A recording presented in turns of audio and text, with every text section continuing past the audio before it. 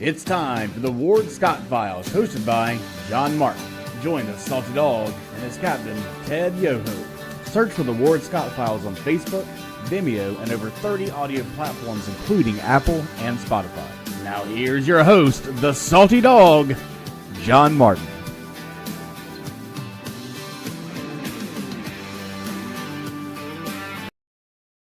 Good morning. Welcome to the 3 Ps, our political pirate podcast, hosted by yours truly, the old Salty Dog, and the captain of our ship, none other than Ted Yoho. Good morning, Ted.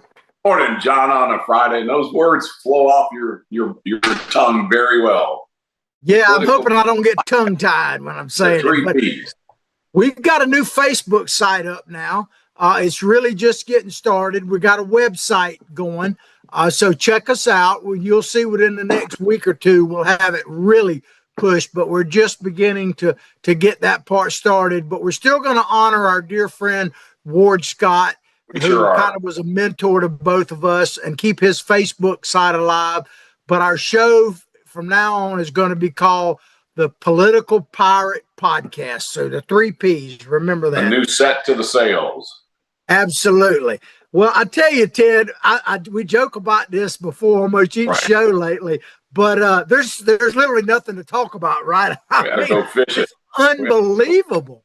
But we're going to start with something that you brought to my attention, even though I knew a little bit about it, but I didn't pay that much attention. But you brought it to my attention about the election in New York City. Well, now everybody seems to be aware of it, but that was that they had the primary up there, and Zohran Mamdani won the primary overwhelmingly and is on track to actually be that guy right there, the next mayor of New York. Right. So let's get into that a little bit, Ted. You seem to know a lot about this guy.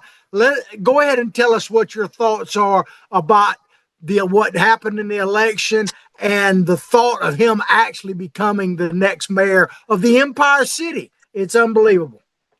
You know, he could even qualify to be a Alachua County commissioner, kind of like that one we had that said he was an avowed socialist, Mike Byerly. And, this guy's come out and says he's a proud socialist, a democratic socialist. He's part of the American Democrat Socialist Party, which is a communist party. If you read their platform, and I've talked about this several times, the guy that's in charge of that party now, he says that all communists are socialists until socialism happens, and then they become communists. This is the scary thing. This is the largest city in the United States, and Bernie Sanders and AOC came out and endorsed him, who are of the same political mindset. I serve with AOC and understand this. There is a hatred for the white patriarch, they call us. They say we're misogynistic, and that's the older white crowd that has run this country since the founding. You know, they want to get away with that. They want to get away with their ideals, and they want to get away with the values and the foundational principles of this country. And when you see this happening in New York, like I said, the largest city in America, this is a scary thing, because what it tells me is that the people are not educated, they're not engaged, and what this Zohran Mamdani and AOC and Bernie Sanders and that group around them, they went out and they petitioned, and they had over 700,000 followers on Instagram. And they did the cute little things, the splashy YouTube videos where he jumped in the water in a full suit in cold water saying, "I'm freezing your rent." And so they do stuff like that. And there's people from the outside of that borough and outside of New York that are supporting this guy, but they're changing the politics of New York. Let's look at what he wants to do. He wants to includes free bus rides. Well, when you talk to the bus authority up there, there's already less than 50% of the people already pay. And they say if you give free bus rides to everybody, it increases homelessness, it increases crime, and you get a decay of the city. He wants to raise the minimum wage to $30 an hour. All you have to do is look at California, look at their restaurants, look at the businesses. They're driving them out of business. And as you brought up, John, this is only going to be good for states like Florida and Texas and places that we have the free state of Florida for a reason, because we don't want any of this BS. He wants to raise a flat tax on people making over X dollars an hour or, yearly income. He wants a 2% added tax on them because they're not paying their fair share. This is just the wrong way. And I'll make a prediction. If he gets elected and they try to implement this, it's going to look like Los Angeles. It's going to look like California. All of New York will look like California. He wants to defund the police and get rid of the police. It amazes me. And the only way this can happen, John, is people aren't educated and they're not motivated and they're listening to the influencers like the AOCs and the Sanders and the American Democratic Party, which I ain't even having the word American on that because it's a socialist communist party. And, the people of New York, wake up. AOC goes around telling everybody we're going to create this utopia. They want this Venezuelan type utopian where everything's free. It's not free. And the only thing that you give up is your freedom. And, I just can't believe in America in the 21st century, people are this ignorant or naive that they think this guy's going to come here and fix this. He's going to do rent control. You and I both have owned property. I've got rentals. And if I can't raise my rent to meet my costs, I can't rent those properties. So we take them off the market.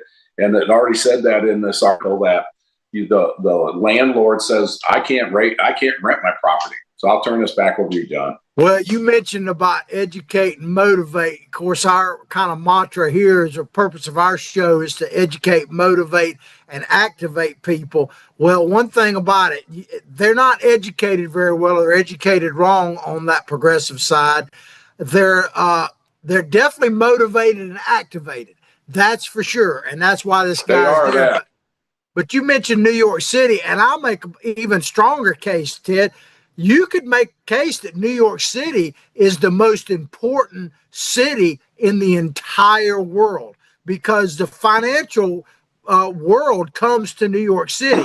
It really is that. And I don't know how much longer they're going to put up with it. Florida has developed quite a following down in Miami. Pretty much all your major Wall Street firms have major branches down there, and there's speculation that they would move there. But here's something I want people to think about, because this could happen around the country.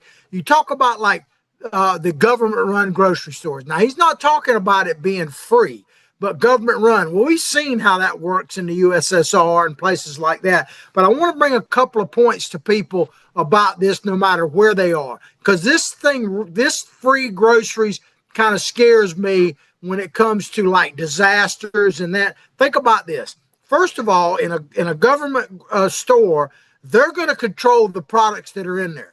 So you're going to have a choice of just whatever the government decides you could eat, and you know how that goes.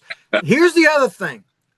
If you're like a Second Amendment person, okay, now I know in New York they have different laws and pretty strict and all that, but let's say you're in Florida or you're in Wyoming where, you have Texas, where you have, pretty good Second Amendment rights. You should have them everywhere. But they say, okay, you can't come into this government grocery store unless you're unarmed. So in effect, if we get dependent on government grocery stores, they could literally unarm us going in there, that type of thing. So, sure. People need to understand that the more government control you have, the more your constitutional rights are going to be infringed. Because, Ted, this is where educating comes in. A lot of people mistakenly think that our rights come from the government. They're inalienable rights, which basically means God-given rights. The U.S. Constitution was not formed to empower the government. It was formed to protect the people from the overreach of government. That is the whole purpose of our Constitution. Now, I'm going to say it one more time, and I'll pass it to you, Ted. It is not to empower government. It is to protect the people from the overreach of government. Back to you, my friend. John, you're absolutely right. And there again, it goes back to education. Our system is there's a reason our system has been spread throughout the world, the constitutional republic. And that's because of what you just said. When you look at authoritarian governments, China, Iran, Russia, Venezuela, Cuba, you pick a country, North Korea. North Korea doesn't really count because that's just a whole different form of government. It's whatever Kim Jong-un decides to do and his sister. But in those countries, they look at the people as serfs, and the role of the people are to serve the government. And the government is there to control the people. And that's what they're doing. I mean, that's why they have so many of those CCT cameras around so they can monitor everybody, every move. And they're doing that in Venezuela. They're doing that in all these countries that China has gone in. They're giving that technology to the dictators of those countries and asking them, you want to get away from these free elections? This democracy is messy, and we'll help you do that. And we're backsliding around the world. Costa Rica is going backwards. Colombia is being run by a member of the FARC, which was a terrorist group, and they're tied in with the narcos. That's the president of that country now, and they're going backwards. And we're seeing this over and over again. You saw Venezuela, one of the guys that was going to challenge Maduro got shot. We're seeing this when we're seeing this in European countries, John, with that speech of J.D. Vance, is where those places like Germany, France, and Poland, where they went after the populist people that should have won elections. They've removed all of them. And that's what they tried to do in this country. And who tried to do that?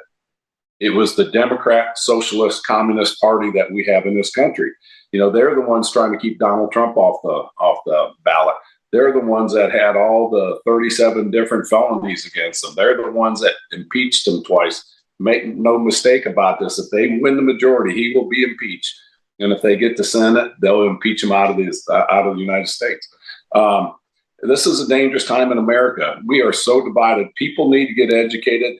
Not only that, they need it. I would think their blood would boil a little bit, because where we are today was paid for by the blood sacrifice of the people that came before us. And we look at our veterans and the people from the Great Generation, the Civil War, the Revolutionary War. This was a fight for freedom and liberty, and we cannot give that up, because once you give it up, you'll never get it back. Well, you mentioned about the sacrifice of our men and women, and something I always, and the defunding of the police and all, and I put them together in this sense. We have all volunteer force, right? And we just saw what they could do, and we're going to talk about that a little bit more directly in a moment. But think about this. And this is not a knock on anyone in our military. Matter of fact, it's a praise of them. But what if we become a country that is not worth fighting for? You follow what I'm saying? We become a country that is not worth fighting for. It looks like we lost Ted. Hopefully he'll be back. I'm worried about that. I'm here. Because, Ted, I'm worried about that. And then think about when it comes to law enforcement. A law enforcement officer has to look in the mirror every day, maybe turn and look at their family when they're going on their shift, and wonder if they're going to come back to that family. And they're serving their community, they're serving their city, state, nation, and that kind of thing. What if we become a country that is not worth the sacrifice of a police officer? Because they literally risk, it doesn't matter where they're policing, but certainly in New York, they risk everything they have every day.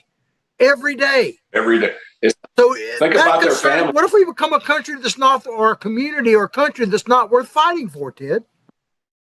Well, that's when you get a chaos and everything falls apart. Think about their family, the wife, the children, or the husband whose wife is a police officer, and they're putting that vest on. Think of what they're going through their mind. Am I going to see my spouse again? Am I going to see my dad again or my mom again? So many times these people, they put their life on the line every day.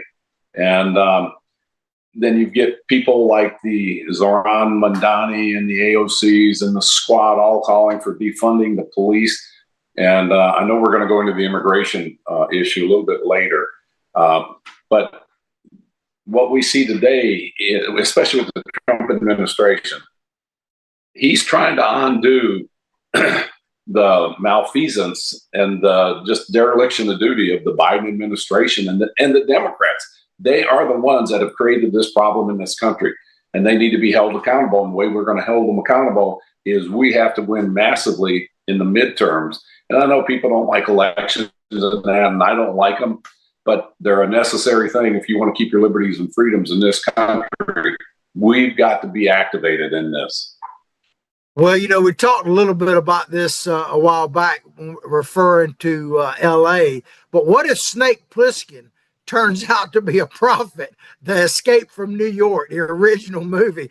I mean, my God, man, it's starting to look like that usually Hollywood mimics reality, but now it looks like reality is going to mimic Hollywood. No, they really do. Yeah. Because, this picture we got up there is from that movie. But that's what New York is becoming, man. It's just unbelievable, or it certainly could become. Unbelievable in America. In America. But reports are that Andrew Cuomo, who got defeated and conceded the Democratic primary, is now going to run as an independent.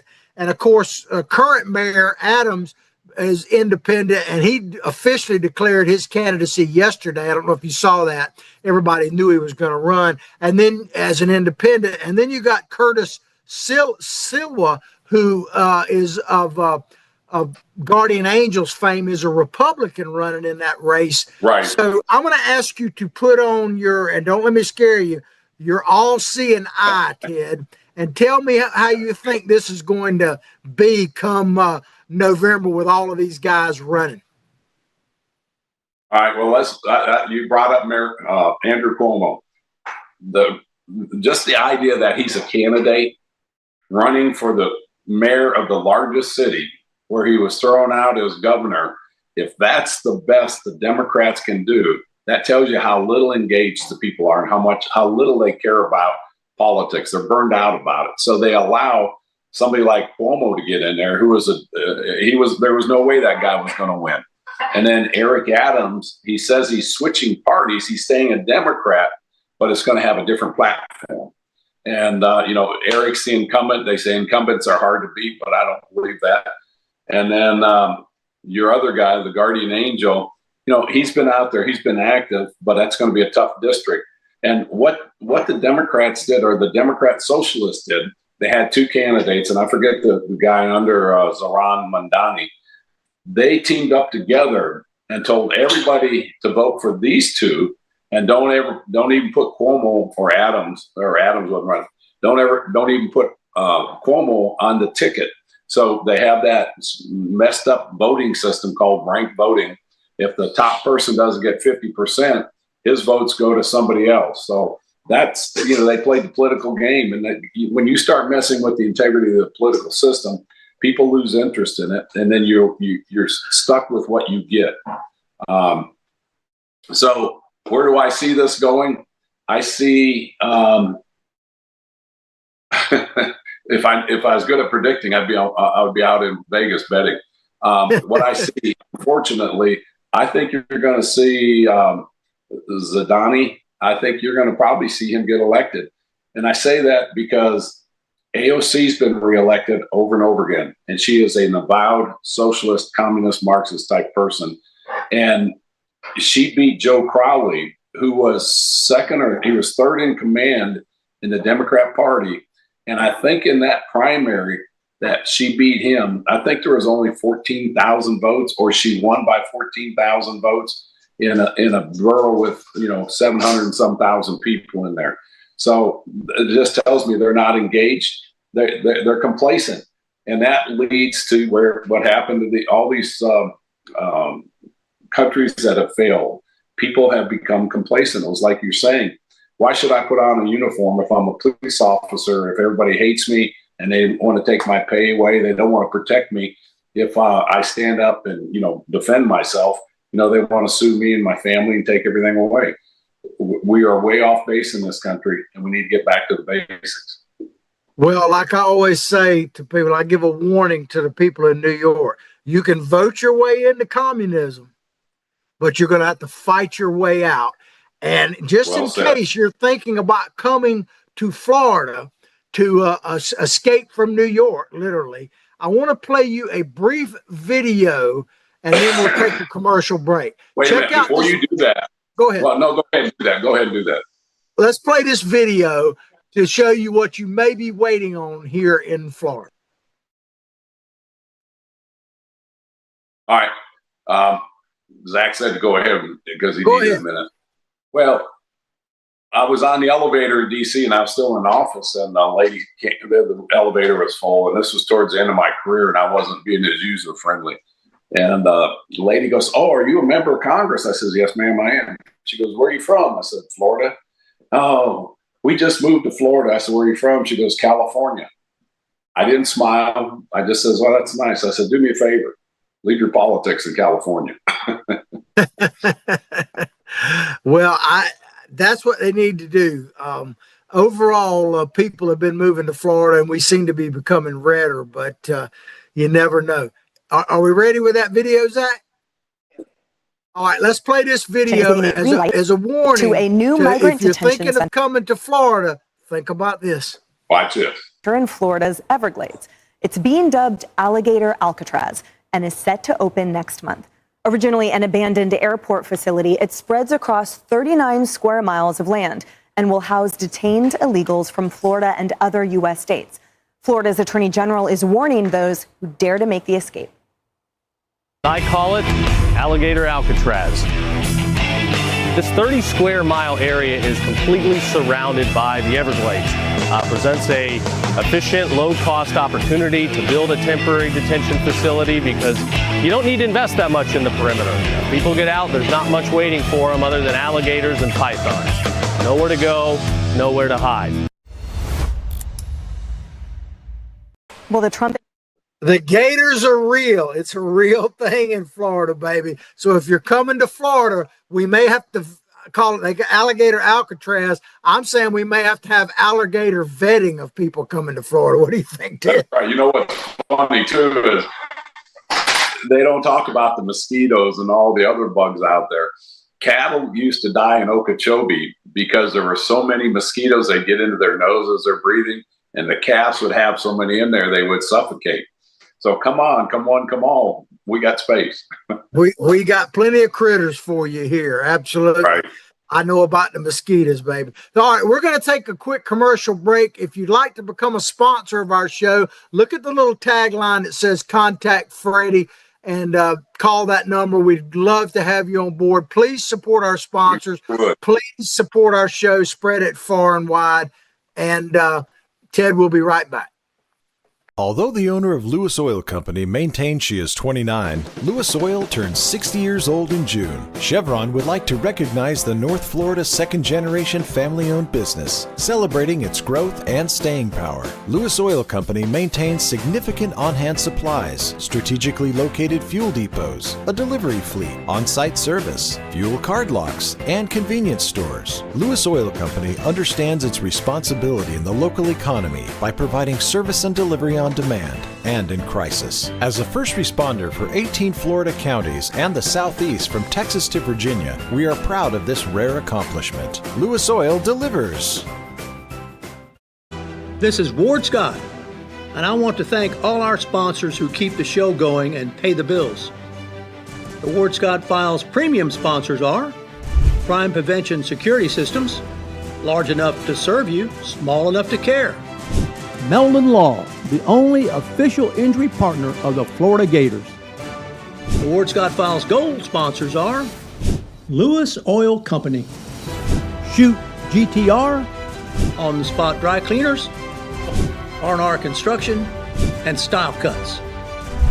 If you are interested in promoting your business on the show, you can visit our website, www.wardscottfiles.com, and click on the Advertise Here banner on the right side of the page, or call my friend Freddie at 352-284-3733. Again, thank you to all the great businesses that support the Ward Scott Files. And remember, if you like the show, thank our sponsors and support the businesses that support us. What you just said is one of the most insanely idiotic things I have ever heard. Everyone in this room is now dumber for having listened to it. May God have mercy on your soul. Or that very much surprises me that you've never been tased. You can't handle the truth! All bees poop. A warthog. He's going to come up the steps. Here he comes. Oh my goodness, and he's huge. Hello, boy. I wonder if we can pet him. Hi, boy. Can we touch him? No, don't. Help me! Help! Help! And we're back to our Political Pirate Podcast. That's going to be the new name of our show coming up soon, and our website and Facebook and all of that kind of stuff. So remember the three P's, Political Pirate Podcast. Well, Ted, we're back, and I want to talk about a rock star situation here. We have a star in the making. I guess he's already been a star, but President Trump just came back from a trip to NATO. And I got to tell you, they treated him. Now, these are leaders of the Western world, and they treated him like a rock star, far different than they did when he first came there in his first term. I mean, what are your general thoughts about Trump's reception? And we'll get into some detail in it, but the reception he got from NATO, it was amazing. You know, it really is, because if you go back to his first term, he was after NATO, telling them they're not paying their fair share and we're going to pull out of NATO. He does those things and he gets their attention. And, you know, they're paying money. They've got more money than ever before. But the condition has changed after 4 years of the Biden administration. They saw a weakened America, and without American leadership, what happens? Well, you get Putin going into Russia. You get Hamas and the Palestinians going after Israel. You get Xi Jinping marching around the world. And they're happy to pay now. And we've talked about this before. The Germans have put in $1 trillion in defense spending. And this is on hard power military assets. So he's gotten their attention. And this is something that needed to happen. And you think about this, John. Think about what he has done in just the last, I say, 60 days. You've eliminated Hamas. You've eliminated pretty much the Houthi or neutered them. You've gotten rid of Assad in Syria and that terrorist network that was all being funded by Iran. You've got Iran on their knees, although they're not smart enough to realize that. They're still claiming they've won. And, you know, you've taken the threat of a nuclear bomb in the hands of Iran away. He's done this in, 60 days, 90 days? And created a ceasefire in Israel and the Palestinian, or with Iran. And, you know, let's hope that holds. But you know, who else has done that in our life? I mean, that's stronger than Reagan. Yeah, and with the help of Israel, he's gotten Hezbollah where they're afraid to take a phone call or look at their pager, or where they put their pager, because they basically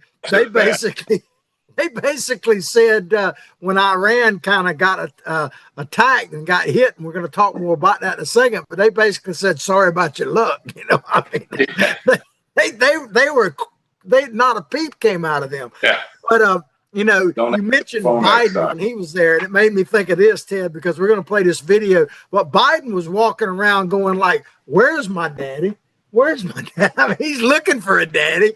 And the secretary, the NATO secretary, he actually called Trump daddy. If you don't believe me, let's play this short clip in his own words right here. This is the NATO Secretary General, Mark Rutte. They're going to be fighting each other.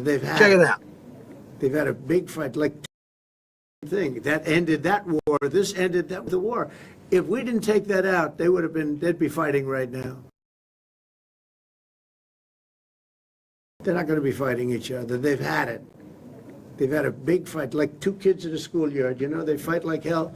You can't stop them. Let them fight for about 2-3 minutes. Then it's easier to stop them. And then Daddy has to sometimes use strong language. You have to use strong language. Every once in a while, you have to use a certain word.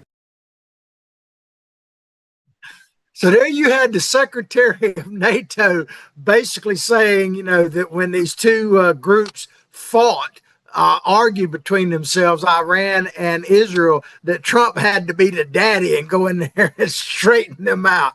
I mean, wow. But it gets better, Ted. But go ahead if you want to comment on that, because I want to play you another video in just a second where it gets even better. But what do you think about the Secretary General calling Trump at saying he's their daddy? Well, let's play this video real quick too. This is he in a called you daddy earlier. press conference. Go ahead. Do you regard your NATO allies as kind of children? No, he likes me. I think he likes me. If he doesn't, I'll let you know. I'll come back and I'll hit him hard, okay? No? He did it very affectionate. Daddy, you're my daddy.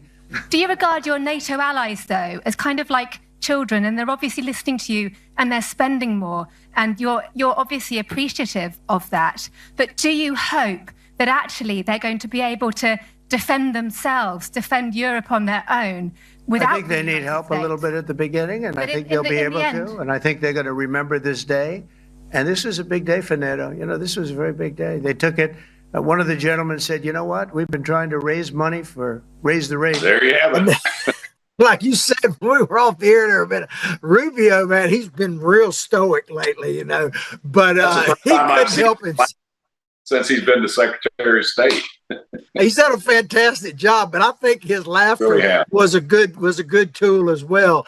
But what got me about that is the reporter then turns around and asks that question of President Trump, because you know, the secretary, when he talked about daddy, he was kind of kidding a little bit. And but she asked Donald Trump, did he consider NATO his children, which is a totally ridiculous question. And far from, he did say that they needed, you know, take care of themselves, but pay their bills, that kind of thing. Maybe that's why he's daddy. He's asking his own kids, I guess, to pay their bills. But it's just crazy that she would take it that way. Grow up. Go ahead, Ted. I'm sorry. Well, that's the media. I mean, they're going to do those things. It was a light moment, and you know, I think everybody enjoyed it, especially Rubio, to see that, and Trump enjoyed it too. You could tell the way he acted. You know, but it's, you brought up earlier how the attitude has changed with NATO, how the world is looking at Trump's leadership. You don't have to like him. You don't have to do that. You know, just go. You'll like the results. And I think that's what it is. And when people see the results they're getting, they're going to be on board with him more and more as we go through the rest of his administration. Well, Trump has combined two things. You know, the old adage about walk softly but carry a big stick. Trump he's got the big stick, and he don't walk softly at all. He's combined those two uniquely. I don't know if anybody else could have pulled that off. Well, he's doing it with a smile too now here lately. Yeah, he's happy, man. He's happy. But even Fox News has succumbed a little bit to TDS, Trump Derangement Syndrome, because it seems to me the media actually hates Trump so bad that they want him to fail regardless of the impact on the country and the world, because they're all, and one of the Fox News reporters led this, and Hegseth called her out in a press conference just the other day, that they basically just are looking for some way that this mission, which was flawless, didn't turn out right. Somehow it didn't turn out right. And all you really need to know is that Iran said, you know, we're ready to talk. We're coming back. We're ceasefire, no problem. And literally warned us about some missiles coming in so that they could save face. I think Iran's actions tell you that it was a pretty successful mission. I think so. You know, I really do think that. And for all those news media channels coming out, I don't know if you caught Carolyn Levitt yesterday, but there's one reporter in particular she was the one that leaked the Signal Gate. She's the one that's leaked so many things, and it goes to CNN and these other liberal news outlets. Now, as you brought up, Fox News is going this way too. And the reason for that is the Murdoch family had a change in leadership in Fox, and the sons are very liberal, one of them, and he's taking over the direction of that. And I don't know if Paul Ryan is still on the board of Fox News, but he would be another rhino in charge of the narrative coming out of there. And they despise Trump because he doesn't play nicely. He doesn't fit into the mold of the neocon or the rhino, you know. And so he has changed the dynamics. My apologies. The dynamics of American politics, and it needed to change. And we're on the path that we need to go. It's the beginning of the change, and you know, it's only going to get better unless people don't wake up. Well, here's the thing, you know, with Fox News, and I agree with everything you just said, but there's another thing people need to keep in mind, that even Fox News is playing to a certain extent to an audience and a market. So they're very repetitive. They don't really break a lot of stuff. And news media now is all about for profit, right? Yeah. So yeah. And think about this, even Fox News, who is leading the way audience-wise by far, you're still talking about their top shows getting only 3 million views. Now, I'd like to get 3 million views, so I'm not downplaying it, but it's not. You got a country of 300 million people. So a lot people are turning away from mainstream news, even Fox News, to get the truth. And that's why shows like ours, Ted, I believe are so important, because here you're going to get what I call the unvarnished truth. An old country boy, you take it, get all that old varnish away, and you just got that old hardwood, knock on wood truth. That's what we're about here on our show. Well, you know, we're not indebted to anybody, and I never will be. You know, that's why when I was in politics, you know, they want you to bow down and kiss the ring of the Speaker of the House and donate your campaign contributions at the foot of the altar up there. And I didn't play that game. And you look at Jake Tapper, you know, here he covered up Biden, how bad he was, but then he comes right out and writes a book about how bad he was. And, you know, they're just afraid of the corporate world. And that's why, and you brought it up, that's why people are getting away from them. 3 million viewers on Fox. I don't think that's 1%. I think that's like 0.1% of the American population that are tuned into that. So it shows you how insignificant they are, but yet they are a base that gets that information out there and people listen to it. And if they don't do their own research, they'll believe it. Yeah, absolutely.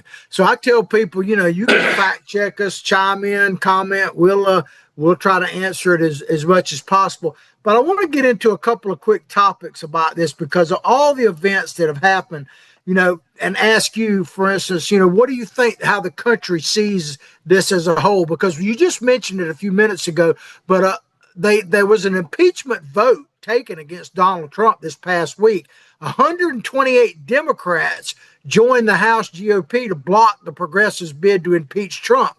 But as you said, and I want to make sure people understand that, don't misinterpret that, because they're in the minority and they didn't vote. They voted not to impeach Trump for their own benefit. If they have a 1-vote majority in the House after the midterms, Donald Trump will be impeached. There's no question about it. He will be impeached. And if they get the control of the Senate, he will be thrown out of office. It'll be the first time in history. And again, John, that's why I was saying American politics are changing. And you look at who's changing it. Is it the Republicans? I don't think so. I think we're trying to maintain and build a stronger America. And if you look at the Democratic platform, you know, in that article I sent you about Washington State, where the governor of Washington signed a bill into law to where they're going after the priests in confessionals that they have to give up information on people that have created crimes when it comes to, abortions and things like that. And, you know, that's never happened that I know of. But then if you go back to the Obamacare, everyone was forced to buy insurance through the Obamacare exchanges. Those that couldn't afford it were subsidized. However, if you were a Muslim of Muslim faith, you were exempt from buying insurance because of Sharia law says they don't subscribe or believe in insurance. And so it goes against their religion. So they got an exclusion. But, you know, you look at the nuns and some of these religious institutions that they were forced to supply birth control products that goes against their doctrine. And so our nation is going through this tremendous change. and it has been going through this since not just since Obama, but it's been on a slow side since Woodrow Wilson, and it's moving at light speeds now. And the progressive movement has to be derailed. I don't know what's going to do it. We don't want civil war. It's going to be done at the elections, at the voting booth. Well, my message right now is for people who basically are apathetic.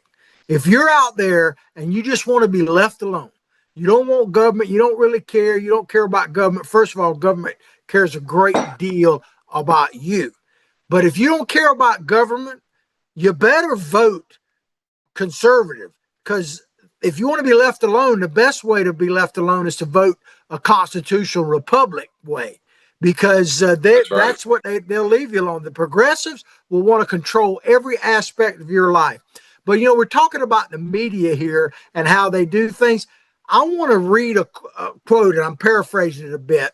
A very famous propagandist, and he was also extremely evil, but he literally said that the media is like a keyboard that government can play. In other words, the government can manipulate the media. That was none other than Goebbels of Nazi fame. He actually said that the media is a keyboard that government can play for its benefit. That's the type of situation. You talk about Nazis, that's Nazis. But I want to ask you this, Ted. The big, beautiful bill is supposed to be passed by the 4th of July. Now, with all this happening, with all this stuff, how do you see the chances, without getting into too much of specifics, because we talked about that before, do you see them actually being able to accomplish that by the 4th of July?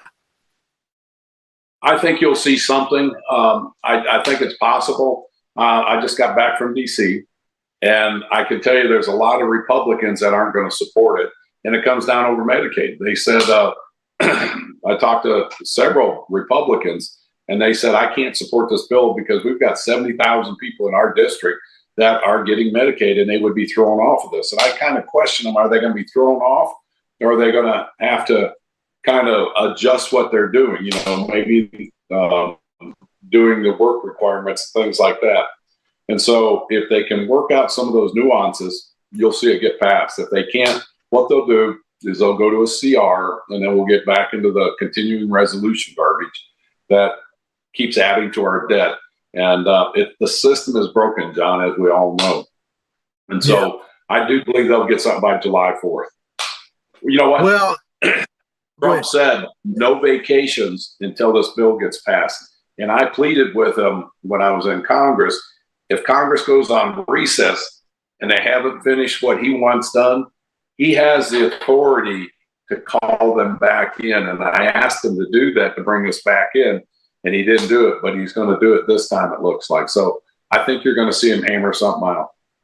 Well, the one thing I would say, because about Republicans and Democrats, and this is one of the reasons why I switched over a decade ago, because I have no faith that the Democrats will ever address that issue as far as continuing resolutions and all that. They will never address it.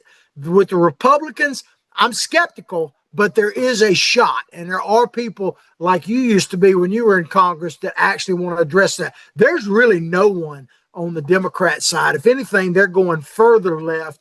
And so to me, I hate to say it, but I think Republicans are our only hope at this point. It could change down the road. Now, I want to take a little bit of a lighter turn. That's almost here. A story that you brought to my attention, Ted. And, I put a little of my own humor in this kind of thing, maybe very little. But this comes to you from a publication that you sent me called The Cool Down. I don't know, that to me, that says everything about Ted Yoho. He's the cool dude. But Mark Zuckerberg hit with a backlash after pulling into remote port in a $300 million super yacht, and that they're saying his thinking is wrong. So, and I put this up, Ted. Is that the yacht? That's actually, that's Zuckerberg about 4 or 5 years ago on 4th of July, with his hoverboard out there. But listen to this from this article. That's right. Protesters marched through Longyearbyen, I don't know if I'm saying that right, with banners and whistles calling out what they saw as a jarring example of climate hypocrisy in one of the most vulnerable ecosystems on the planet. So they're basically saying that Zuckerberg is kind of sticking his nose up to them about climate change. What are your thoughts on all this, Ted? I think it's poetic justice. It's a $300 million yacht, and his support vessel is a $30 million ship. I was going to say he's got two, right? Yeah, his little boat is a $30 million yacht, and I love this comment. If he thinks he can come to one of the most threatened and fragile places in the world with two yachts, while one of them emits 40 tons of CO2 per hour without being criticized, he's thinking wrong. And, good for them. I hope they, I think it's just great. I hope they don't let them refuel. Tell them put a battery in there and go green. But I just think it's funny how these people like this can go out and bash everybody on the right and the Trump and suppress information. Of course, he had the Biden administration and the FBI, he claims, forcing him to do that. But he would have done it anyways. And then he runs down to Trump after Trump gets elected and wants to be a conservative, a MAGA guy. And it's like, get out of here, you phony person. So, well, and I'm not trying to label Zuckerberg a communist, but while you were talking about us, I got to thinking about, but that's the way communism is, because it's do what I say, not what I do. I mean, Bernie Sanders and AOC, we talked about this a few months ago, that they're flying around in private jets.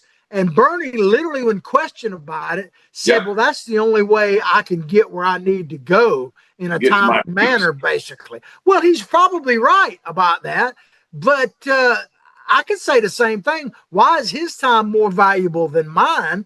And, you got Gavin Newsom telling people, oh, you got to stay inside. You can't go to restaurants, while he's having dinner at one of the most expensive restaurants in the world.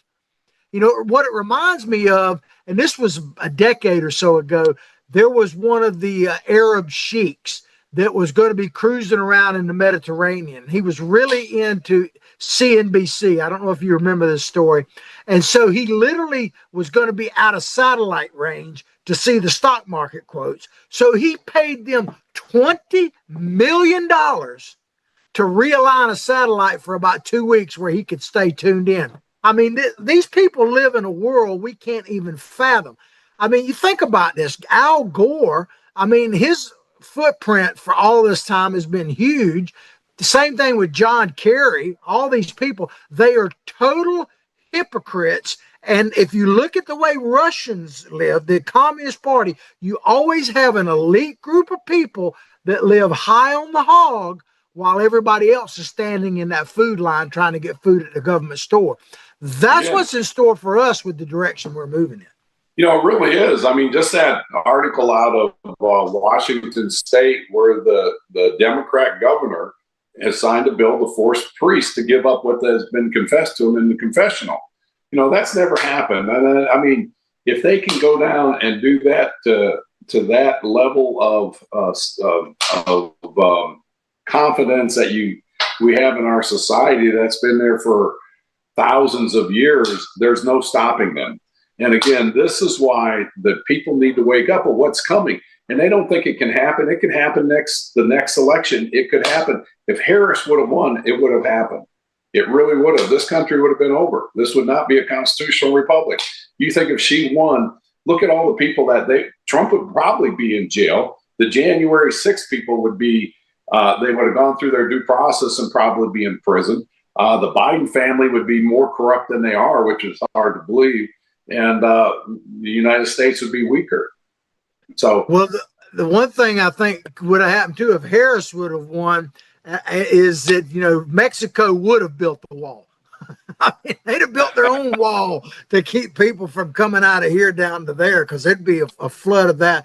But I was thinking about this with Zuckerberg. He's catching a hard time. I mean, he's not really changed that much. He was doing this stuff before.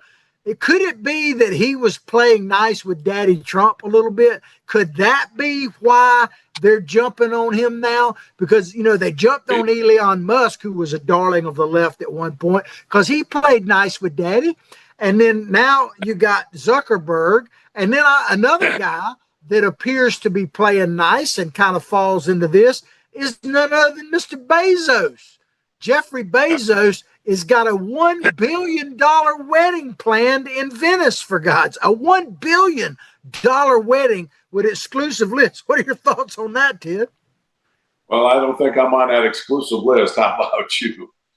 I mean, it's just excessive put in your face on steroids. You know, if a guy's got it, he can do that. God bless him. But who needs $1 billion wedding? You know, and you know, I just think it's gone overboard, and you know, I don't get it, John. I just don't understand it. Well, he had what? I guess $1 billion wedding is nothing compared to, you know, a 500 million or $5 billion divorce or whatever he had. So, you know, maybe he better have a I hope he has good prenups. But I got a video because it's Friday, and you know we want to close out on a high note here. I got a video I want to play, people. I think this was taken at the Bezos rehearsal and you might see why he loves this woman so much. But let's play this video exclusive here from the Political Pirate podcast of the rehearsal scene at Jeff Bezos' wedding. Check it out.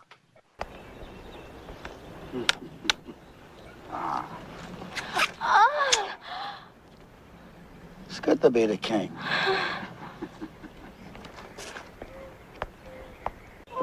Lucky. Your Majesty. It's good to be the king, Ted, man. I think you can see why his bride to be was such a splash at the inauguration, man. But maybe that's how the rocket ship came down the other day. That's right. That's right. I want to give a disclaimer for Ted's sake. I'm the one that puts all this kind of stuff on there because, you know, I take the show serious, but I don't take myself very serious. But it's good to be king, Ted, don't you think? It's good to be king. It's good to be an American is what is good. I'll tell you what. And, absolutely. Well, I hope people will realize just how blessed we are to be here at this time. And as I tell people, we got to man the political ramparts, Ted, because if we don't, we're going to have to man the real ones again. And would be a real shame. You know, it's kind of funny because I sent you to that clip, I think, on Ilhan Omar out of Minnesota, who was complaining about Trump and just bashing him and saying, people just don't understand. People were born in this country and, you know, we have all these values. And I'm like, you weren't born in this country. And I want to hear what you think the American values are. And so you have people like her that are destroying this country along with the other members of the squad. They need to get out of here. They need to be voted out. I mean, just vote them out, Minnesota. Wake up and take Tim Walz with you. Yep, and I'll say it one more time because if I say it bears repeating, out there in New York and really the rest of the country, you can vote your way into communism, but take my word for it, you're going to have to fight your way out. Well, I hope you've enjoyed the show as much as we enjoyed bringing it to you. Please like what we do, share it far and wide, support our sponsors. Remember our new name, you'll see more of it soon, Political Pirate Podcast. And you can go to politicalpiratepodcast.com right now and see our website. It's still a little bit under construction, but you'll see it there. Ted, I'm going fishing. I don't know about you, but I'll give you the final word, sir. Well, you know, again, it's just always great to talk to you, John, and visit and go over some of these policies that we both are passionate about. And, you know, our goal is we hope we get people on board and they share this message. And we've got a nation to save here, and we can't be complacent. Things are happening rapidly. They're happening all over the world. I just got back from D.C., and I'm hearing what's going on in Russia, Ukraine, Iran, with Israel, with Palestine, with China. And the move is around the world. And, China is the ultimate player here. They are the one that are sitting back, letting all the pieces fall where they may. Their goal is to take over the world. And their world will be an authoritarian world where they tell you, kind of like Zoran Mandami wants to do, is have the state-controlled grocery store where they can tell you what products in there, how much you can have, and they'll limit that. I mean, it's coming if we don't stand up and fight for freedom that we have. That's all I got to say, John. Have a great weekend, tight lines, and may the wind be with you. Peace out, my friend. Y'all take care. Have a great weekend.